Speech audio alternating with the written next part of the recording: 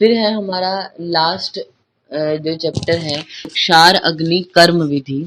इसमें आप देखना 7 नंबर श्लोक में हाईलाइट करना, यहाँ पे क्षार का निषेध बताया कि किन किन पार्ट पे आप क्षार का प्रयोग नहीं करते। तो तरुण अस्थि शिरा स्नायु हाईलाइट किया, तरुण अस्थियों पे, शिरा स्नायु पे, सेवनी गल नाभिषु हाईलाइट किया, देशे अल्प माशे हाईलाइट किया करना है आपने सारा, वृष्ण मेढ्र श्रोस्त नखांतरे और वर्तम रोगाद्रिते अक्षिणोश्च हाईलाइट किया आपने। वर्तमगत रोगों को छोड़कर, वर्तम रोगात धृते, ऋते मीन्स उसको छोड़कर, अक्षिणों, अक्षी पे आप क्या करते हैं, अक्षी पे आपको यूज नहीं करना है क्षार का, लेकिन वर्तम को छोड़कर मीन्स वर्तमगत रोग है तो उनमें आप क्षार का प्रयोग कर भी सकते हो, बाकी अक्षी में कहीं और नहीं आप क्षार प्रयोग करते। तो ये 7 नंबर श्लोक इंपॉर्टेंट है, आपने पूरा हाईलाइट किया किन किन कंडीशन में क्षार का निषेध बताया गया है। फिर उसके बाद है हमारा 24 नंबर श्लोक में देखिए, 24 नंबर श्लोक में न अति तीक्ष्ण मृदु लक्षण पिच्चिल शीघ्र स्थित शिखरी सुख निर्वाप्यो हाईलाइट किया, शिखरी और सुनिर्वाप्यो, न विष्यन्ति न च अतिरुक क्षार 10 गुण, क्षार के 10 गुण हाईलाइट किया आपने। फिर लिखिए सुश्रुत, सुश्रुत क्षार के 8 गुण, आचार्य सुश्रुत ने क्षार के 8 गुण बताए हैं, वाग्वट ने 10 बताए हैं, वाग्वट ने 10 गुण। तो शिखरी और सुख निर्वाप्यो ये 2 एक्स्ट्रा बताए हैं, बाकी सुश्रुत के समान ही है इनके। फिर देखना आप 27 नंबर श्लोक में, 27 नंबर श्लोक में यहाँ पे क्षार का प्रयोग बताया गया है, कैसे करना है विधि उसकी। इसके नीचे एक लाइन लिखी है देखिए, मात्रा शतम उपेक्षिता हाईलाइट करना, चाहो तो आप हिंदी में हाईलाइट कर लो इसको। क्षार आपने किसी को लगा दिया, उसके बाद आपको 100 मात्रा तक यानी 100 मात्रा तक उसकी उपेक्षा कर देनी है, मतलब एज इट इज उसको छोड़ देना है। फिर जो आप जैसे कांजी से उसको धोना या जो अम्ल पदार्थ है उनसे धोना, वो सब पश्चात कर्म बाद में करते, तो 100 मात्रा तक वेट करने को बोला गया है। फिर नेक्स्ट है हमारा 29 और 30 नंबर श्लोक में देखिए, हिंदी में देखेंगे इसमें। ये इसमें बोला नासा अर्बुद है, अगर उसमें कमल के पत्र के समान पतला लेप लगाना चाहिए, और रोगी को सूर्य के सामने बिठाकर नासिका के अग्रभाग को ऊंचा उठाकर क्षार का प्रयोग 50 मात्रा तक प्रतीक्षा करें। कर्ण रोग है अगर, मतलब कान में अर्श है, तो 50 मात्रा तक ही आपको वेट करना चाहिए, ठीक है।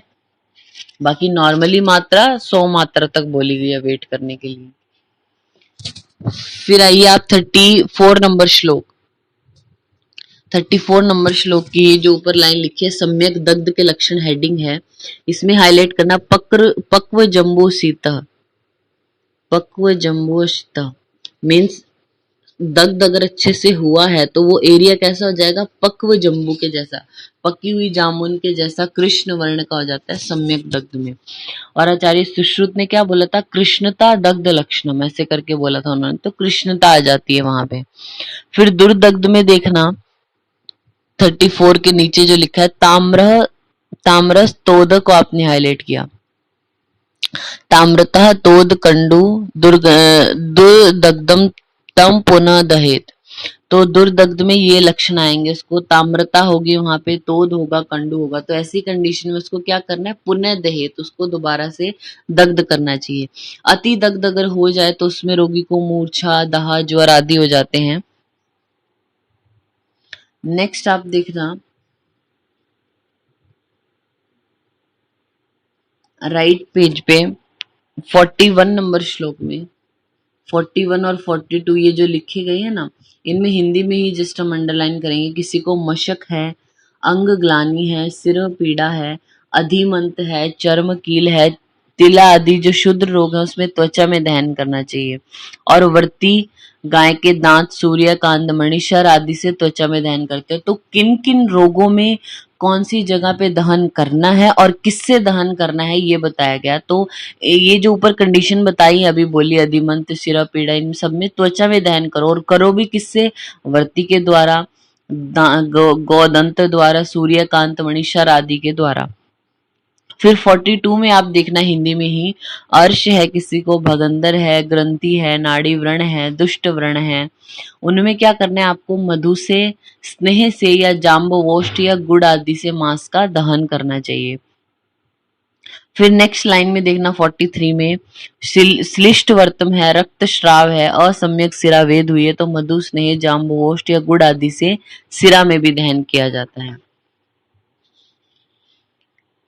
फिर उसके बाद हमारा आता है 46, 47 और 48 नंबर श्लोक में आप देखना, यहाँ पे क्या बोला, दुर्दग्ध और अति दग्ध में प्रमाद से दग्ध के सभी लक्षण। तो इन्होंने क्या बोलने हैं, देखिए 4 प्रकार का एक तरह से इन्होंने अग्निदग्ध बोला। तो इसमें देखना, तुत्थम, तुत्थम दुर्दग्धम, अति दग्धम, सम्यक दग्ध है। तो इन्होंने 4 प्रकार का अग्निदग्ध बोला है, तुच्छ दग्ध होगा या तुत्थ बोलते हैं उसको, ये दुर्दग्ध, अति दग्ध या फिर सम्यक दग्ध।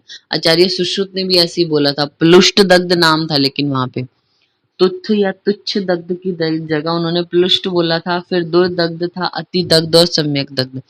तुत्थ के क्या लक्षण होंगे, तो उसमें त्वग विवर्ण 47 की सेकेंड लाइन में, 47 नंबर श्लोक सेकेंड लाइन, त्वग विवर्ण तो इष्यते अत्यर्थम न च स्फोट समुद्भव, यानी तुच्छ दग्ध में विवर्णता होगी, बहुत ज्यादा जलन होती है पेशेंट को और स्फोट उत्पन्न हो जाते हैं। फिर सस्फोट दाह तीव्र उष दुर्दग्धम, दुर्दग्ध में ये होगा अति दाह, अति दाह में मासावलंबन, संकोच, दाह, धूपन, वेदना आदि होने लगती है पेशेंट को। फिर नेक्स्ट है 49 नंबर श्लोक में, अब इनकी चिकित्सा बोली गई है, ये इंपॉर्टेंट है, हमने सुश्रुत संहिता में भी आपको बताया था। तो तुच्छ दग्ध में क्या बोलते हैं, तुच्छस्य अग्नि प्रतपनम कार्यम उष्णम च भैषजम, आपने हाईलाइट किया। तुच्छ दग्ध में आपको क्या करना चाहिए, उष्ण कार्य करने चाहिए, तो अग्नि से सेक लगाना या उष्ण औषधियां आप वहां पे लगा सकते हो।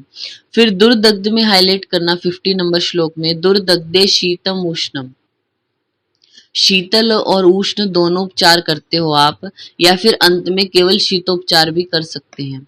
फिर 51 में देखना, सम्यक दग्धे, सम्यक दग्ध के बारे में यहाँ पे बता रहे हैं, और लास्ट वर्ड को हाईलाइट करना, पित्त विदृधि वत क्रिया, पित्तज विदृधि के समान ट्रीटमेंट करना है सम्यक दग्ध में। अति दग्ध में देखना, अति दग्धे द्रुतम कुर्यात सर्वम पित्त विसर्पवत, आपने हाईलाइट किया, पित्तज विसर्प के समान। तो तुच्छ दग्ध में आपको उष्ण चिकित्सा करनी है, दुर्दग्ध में आपको शीत और उष्ण दोनों उपचार करने हैं, सम्यक दग्ध में पित्तज विदृधि के समान, अति दग्ध में पित्तज विसर्प के समान। फिर यहाँ पे बोला स्नेह दग्ध की चिकित्सा 52 में, स्नेह दग्धे भ्रिशतरम रुक्ष, हाईलाइट किया आपने, स्नेह से अगर किसी को दग्ध हुआ है तो रुक्ष उपचार आपको करने चाहिए, ठीक है। नेक्स्ट है 53 नंबर श्लोक, सम्याप्यते स्थानम इदम हृदस्य रहस्यवत, आपने हाईलाइट किया, हृदय रहस्यवत, यानी अष्टांग हृदय में ये जो स्थान है इसको क्या रहस्य से युक्त बोला है। आप हाईलाइट किया आपने, ये लिखा सूत्र स्थानाचार्य जो वाग्वट है, यानी अष्टांग हृदय में रहस्यमयी जो है उसको सूत्र स्थान को बोला गया। चरक चिकित्सा में ऐसा आया था, जब हमने योनि व्यापक पढ़ा था, तो स्थानम इदम तंत्रस्य रहस्य परम उत्तमम ऐसे करके, तो ये तंत्र का उत्तम रहस्य चिकित्सा स्थान को बोला था उन्होंने, यहाँ पे इन्होंने सूत्र स्थान के लिए बोला है हृदय रहस्यवत, हाईलाइट किया आपने।